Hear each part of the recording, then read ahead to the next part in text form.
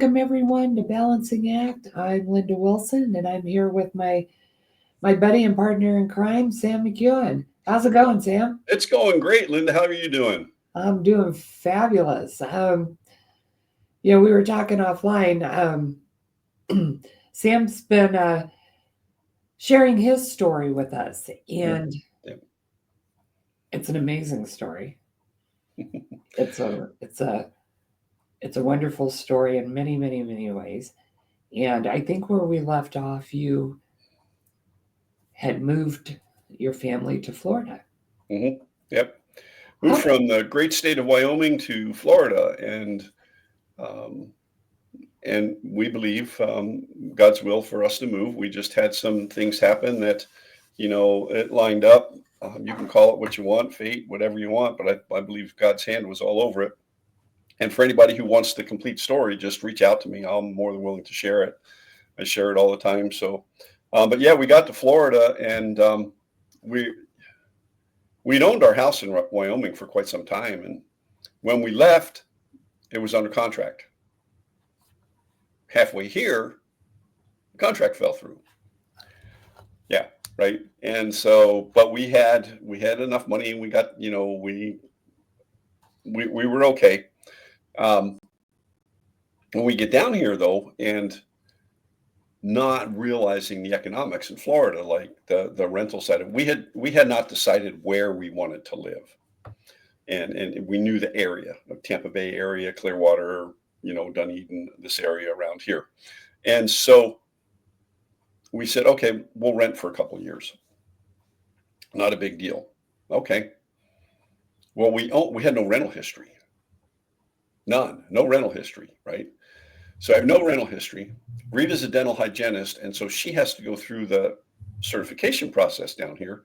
I told her, I said it probably would have been cheaper to go back to school and do it than the way we did it, but because it's all about the Benjamins. But no place to live, no jobs. Um, we brought the cats with us. Mother-in-law and our son helped us move. We told the movers, we packed up the truck, told the movers, take it to Tampa or Clearwater in that area. We'll let you know when we find a place. So, we applied for a couple places, and we were told point blank, you have no rental history. I said, we've owned the house there. It was like 10 or 12 years at the time. I said, you can pull credit, and it doesn't matter. You don't have rental history. I said, I can write you a check out for a year's worth of rent. It doesn't matter. Okay, fine, whatever. So we finally found this kid in the first place we moved into, and he had asked the story and stuff like that, and he was struggling with his faith a little bit. And he says, you know what? I think I can probably get this done for you. I said, okay. I mean, if we have to, you tell me what we have to put down for deposits and everything else. We can do that. We do it, certified funds, whatever. And we were on the beach in Fort Myers. Now, Fort Myers is a couple hours from Tampa, and we're sitting on the beach, and Rita and I went up to one of the restaurants there and got a cold drink, and she says, "Have you heard from them?" I said, "No." She, well, why don't you call? So I called. I got a hold of the kid, and he says, "Well, hasn't anybody called you?" Now this was a Friday. Friday, was it Friday? Yeah. And he said, "Yeah, you've been approved, but you have to be here today by 5 o'clock." I said, "We're on the beach in Fort Myers." It was like 3 o'clock in the afternoon. He said, "Well, if you leave now," I said, "I will wait for you." He said, "Remember, you have to have certified funds." Okay. Now, we banked at a credit union. I'm thinking, well, if I go to a credit union down here, maybe I can get something done. That's the only time that I wish that I had banked at something like one of the bigger banks, and I don't want to mention any names, but that's the only time. The credit unions couldn't do anything. They're not attached to everything else. However, the lady at the credit union said, go to Publix. You know, what's Publix going to do for me?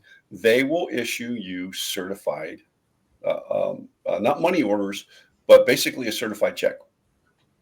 But they can only do it up to $499.99 each, right? So I needed well over $5,000. So So I got all that. We got it done. Um, and fortunately, well, you know the time difference between your time zone and Florida. I Uh-huh. was able to contact the credit union and say, "Hey, look, this is what we're going to do."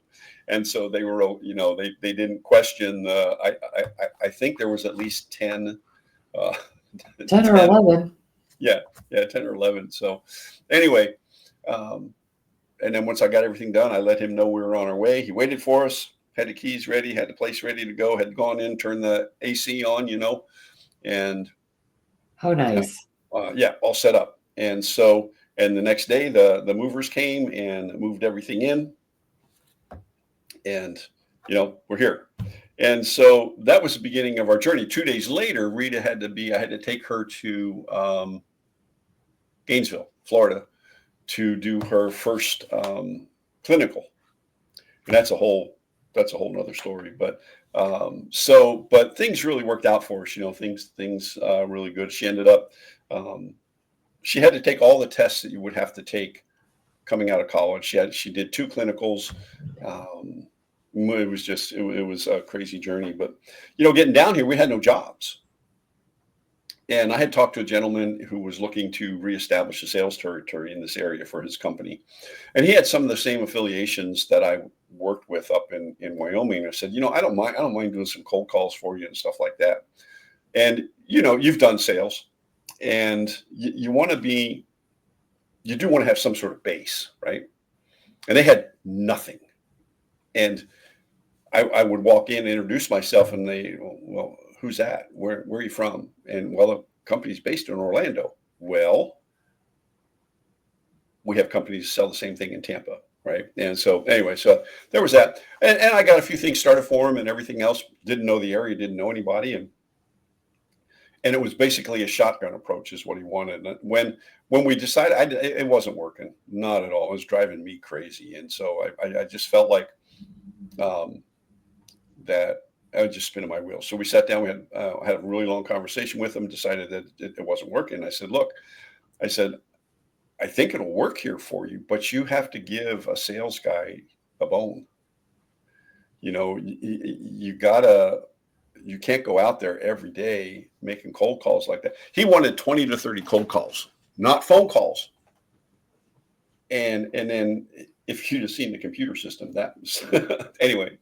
Um, yeah, that was kind of a mess. But um, that's and that was the end of 2017, and we had already established a company in Wyoming. We knew we wanted to do something. Wyoming is one of those states that if you're going to establish an LLC or a company, you can establish it, and they don't give out your personal information. So um, and we got down here and we opened it up as a foreign company in Florida. But we were totally lost, what we wanted to do. Rita got a job as soon as she got her license. She started with Dr. Nick. I can't pronounce his last name. I'm not even going to try. It's he's a great guy. He's very, very intelligent. If you're driving in Tampa anywhere and you see this on 275, you see this great big American flag, and then sometimes you'll see Tampa Bay Lightning flag, and then a lot of times you'll see Dr. Nick flag. That's where she worked, downtown Tampa, and she worked a couple days a week there until she got on with Smile Design, and then she's been there ever since. But most places don't want to hire a guy who's pushing 70, right? And I knew I had to do something. That's when there's several people I had followed. I followed Dave Ramsey a lot. I work finances with people, financial coaching, and their program is not so much coaching as you and I understand coaching. We work with the greats, with Andy Hall and Dr. Rick Riperdo, Paul Martinelli, Holly Martinelli, that know what coaching is all about. And the Ramsey program, don't get me wrong, is a great program. The theory and everything behind it is really, really solid, but it's not coaching. They all call themselves coaches, but it's training, teaching, mentoring. you know. And the biggest, I guess once as a coach, once you get somebody to say, yeah, I have a problem, I want to fix it, and they're ready to do the work, your coaching time is done, right? Now you're into the training, teaching, and mentoring. So it's kind of a misnomer. That being said, I worked that pretty hard. I got quite a few clients, but here's what I realized. Um, most people want a quick fix. And it's not a quick fix. It's not. It didn't, most people in their financial issues did not get there overnight. It was a process. We talked about shiny objects last week, right? And that was my process. Shiny objects. I had gotten there, and it was like, wow. And so, but the system works, and there's all sorts of tools. I have people call me. Well, here's where I'm at. I'm going to do a debt consolidation loan. I'm going to do one of these debt services, or I'm going to file bankruptcy. Okay. So you don't want to work on it. Oh no, I want to work on it. Okay. So if you use the debt, what do they call them? Where they, you turn over all your debts to them and they take care of it. Here's how the process works for that. They write letters to your creditors and say, well, I'm now managing Sam McEwen's debt, and this is what we're proposing. And so they do that. They go back and forth for a couple, 3 months. They don't make payments. You're making the payments to them so that they have money up front, and they want to make sure that you're going to make the payments. They'll take all your debts and they'll figure out how much they know how much they can save. They know how much they can get written off and everything else. And it's usually, I think, by law, I can't remember if it's 3 or 5 years, they have to have you out of debt. Okay. You cannot establish anything new. I mean, your car breaks down and you need to buy a new car, you better have the cash to do it. Anyway, it works for some people, but for the most part, it just totally destroys your credit and totally messes you up for years to come. Anyway,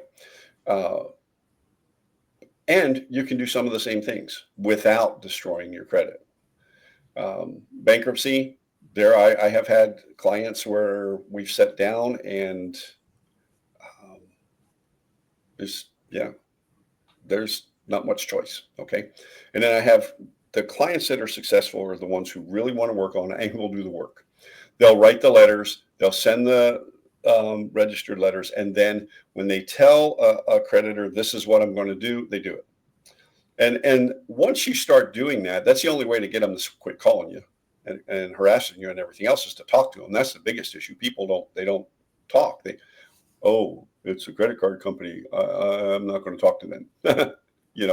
Anyway, so when I find somebody who wants to work on their financial situation and get on their feet and get out of debt and begin, you can buy bright, shiny objects when you have the money, right? And otherwise, a lot of us just use credit. And so that's one thing I got into. And we had bought into a business. My wife and I found this business opportunity, spent everything we had. I mean, invested very heavily. We're talking well over $250,000. Lost it all. Everything gone overnight.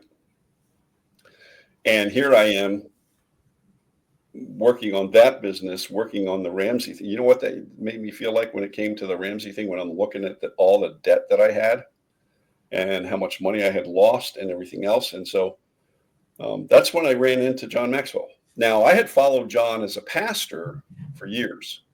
I didn't know anything about the John Maxwell team. I got involved there. That was one of my bright, shiny objects. That was probably one of the best things I've done. And you know why. Introduced me to Paul Martinelli. Introduced me to Andy Hall. I got to tell my Andy Hall story. So for those of you who know Andy, he's a phenomenal guy, a great coach. And I had gone to IMC, and it was time for the next IMC. I didn't have the money, right? Lost all that money. But they were looking for somebody to help take the pictures. And so I signed up for it, knowing that I couldn't afford to go to IMC, but I live in Tampa. If I leave early enough in the morning, I can be to Orlando in under 90 minutes. And I went down there the first day, met Andy, and went down there all the days of the IMC. And I know it was day 2, I think, or maybe 3, I don't remember. And Andy says, "Are you going home every night?" I said, "Yeah." And he just, I said, "Andy, I wanted to be in the room with these people. I wanted to be in the room with people, to talk to people, to meet people," which I was able to do between sessions and, in the hallway. Some of the best conversations happened in the hallway. And so that's how I met Andy Hall. And that particular time, I was taking a break. I was literally laying on a bench in the hallway. They must have been in the middle of a session or something like that. And here comes Chris Robinson. And I had met him a couple of times, and I have no idea how he remembered my name. None. And because I don't think I wasn't wearing a name tag, because I wasn't a part of IMC. And it's just one of those God moments. He says, "I need to pray for you." I'm like, okay. Yeah, you never turn down prayer, right? And so he said, "Sam, let's pray." And right there in the hallway. And it was just so, when you can't afford to be in the room, but there are ways to be in the room, volunteering, doing whatever, do it. So, but I met some phenomenal people through the John Maxwell team. When Paul left, I followed. I don't have a real good connection with anybody on the John Maxwell team except for Chris Robinson. And so followed Paul and Andy. Christian Simpson, who I get a kick out of Christian. I love reading his newsletters and stuff like that. So, but that's how I got to where I'm at right now. One of my, people say, "Well, what are you doing now?" And so, obviously we're working together, right? I have probably 3 or 4 courses or books that I like to coach out of and teach out of. Think and Grow Rich is probably one of the best programs that we do. Psycho-Cybernetics, I really enjoy that one. I've done a lot of masterminds on Maxwell's 14 laws, and the great, good leaders ask great questions. So those are kind of the things that I'm doing now. But it all started with Ramsey, the coaching side of it. And I had no clue what a business coach or a coach really was until got around the folks at the Maxwell team,